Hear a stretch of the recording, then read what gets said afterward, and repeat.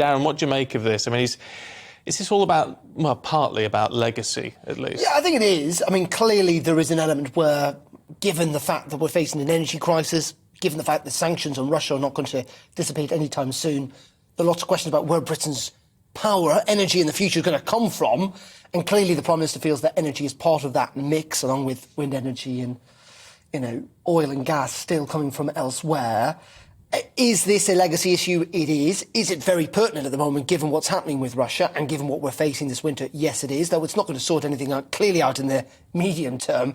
Nuclear power stations take a long time to build. So, yes, this is him essentially saying that we should go nuclear.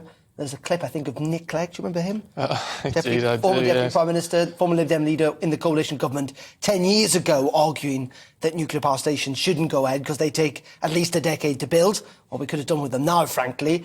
In saying that, this does not mean, by the way, that Sizewell C is definitely going to go ahead. So what the Prime Minister's done today is he announced 700 million quids of government funding to try and help it get over the line. In the end, though, this is not going to be built by the government. This is going to be built primarily probably by EDF, a French energy company.